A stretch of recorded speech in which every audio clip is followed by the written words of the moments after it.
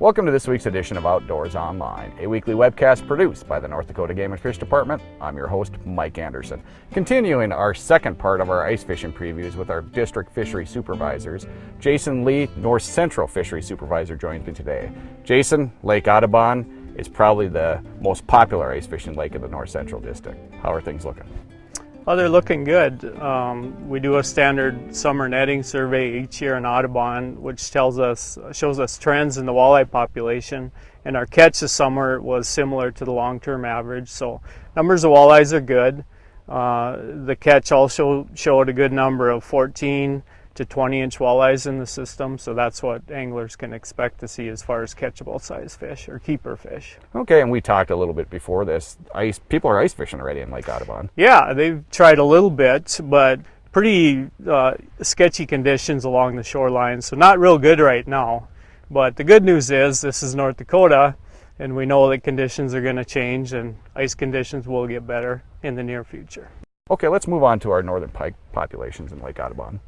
Sure. Lake Audubon probably has more bigger pike than any other district lake that I work on, so we see a fair number of those fish up in the 36 to 40 inch range, so anglers can expect to encounter some big pike on Lake Audubon. Okay, and panfish? Not a whole lot for panfish on Audubon. A few perch, but they're generally pretty small. A lot of them get eaten up before they get to be very big, so not a lot of panfish opportunities on Audubon. Okay, let's move into your district lakes, Jason. Just like the rest of the state, I'm sure you have a lot of water.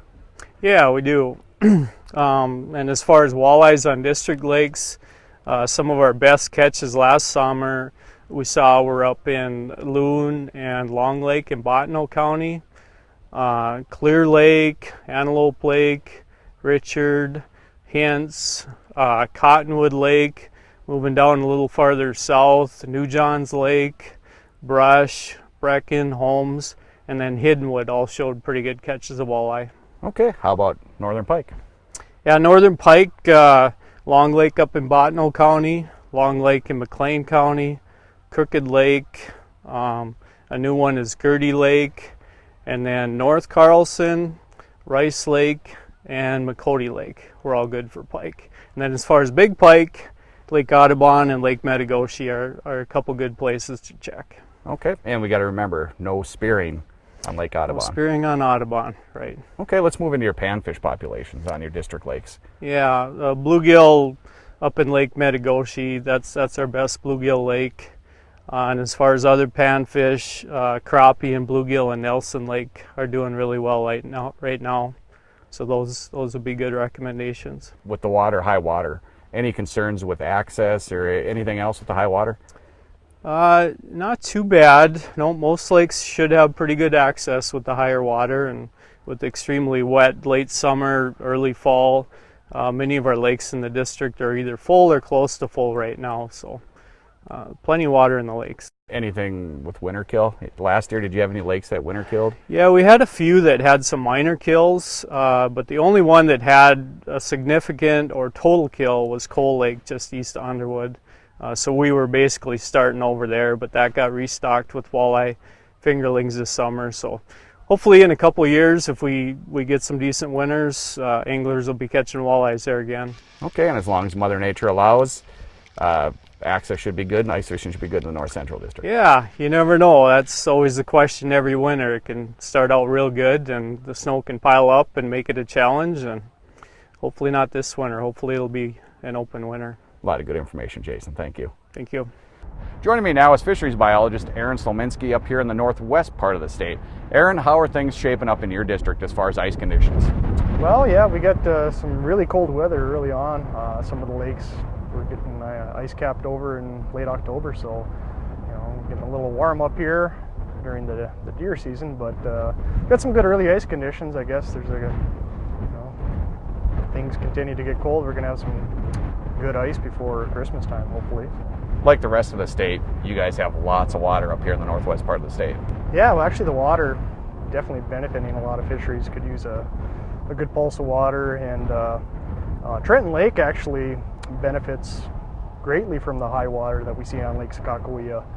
Trenton Lake's kind of an old oxbow channel off the Missouri River, so it's connected with the Missouri River system. And when Lake Sakakawea's got these high elevations like it has the last couple of years, Trenton Lake greatly benefits from those high waters. It's kind of the headwaters of Lake Sakakawea when you see these reservoir elevations in the 1850s. The crappie fishery has thrived. We see some good crappie reproduction with the high water, and crappie fishery's been doing really good as a benefit of the high water on the Missouri River system. Last year the water wasn't as high, but you said you had a few lakes that had winter killed over the winter. Yeah, we had a couple lakes that had some partial winter kills, and a couple lakes that completely winter killed. Hiddenwood Lake and McGregor Dam and Sather Dam had total winter kills. None of the game fish populations survived. Hiddenwood Lake's a natural lake, so it's going to definitely benefit from the high precipitation we saw this fall going into the winter. Let's move into the fish populations. Let's start out with walleyes first. Yeah, a couple of our better walleye lakes, Northgate Dam, Blacktail Dam, and Dakota Dam. Northgate and Blacktail have a chance of catching pretty nice walleye up to 20-25 inch stuff, so those are probably our three better walleye lakes in the district. Okay, and how about northern pike? Yeah, we got several pike opportunities. Unfortunately, one of the better pike fisheries, Cottonwood Lake, completely winter killed this year. Powers Lake is a really good pike fishery. It had a partial winter kill. It saw some reduction in the pike population on Powers Lake, but a couple of good options would be for bigger pike would be Blacktail Dam and Smishik Lake have an option or potential to produce some of the bigger pike, 10 to 20 pound stuff. Some of the other lakes with good pike populations are Tioga Dam, Ray Reservoir, and Clearwater Lake. How about panfish? Yeah, got lots of bluegill opportunities in the district. Some of the lakes with bigger bluegill would be Smishik Lake, Northgate Dam, Blacktail Dam have the potential to produce one of them nice 9 to 10 inch bluegills. A couple other lakes that have good bluegill populations, Leland Dam and the Bockaloonan ponds, Bockaloonan East Mine Pond and Bockaloonan Dam also have pretty good bluegill populations. How about perch? We don't have a whole lot of perch options up in the northwest yet, but a couple of lakes, Smishik Lake and Blacktail Dam, Skirmal Lake. That's an option to catch some perch. Okay, and you mentioned a little bit about crappies, but any other crappie lakes besides Trenton Lake? Yeah, Northgate Dam is also a good crappie producer. Crappie population, you'll see, not a lot of reproduction from crappies. They're kind of pretty inconsistent, but there's been a couple of good year classes of crappies on Northgate Dam, and some of those fish are in that 10 to 12 inch range, so good keeper size. Okay, and as long as Mother Nature allows, ice fishing up in the northwest should be good? Yeah, as long as we got some good ice conditions now, I guess we don't get a lot of snow, it should be a good winter. A lot of great information, Aaron. Thank you. Thank you.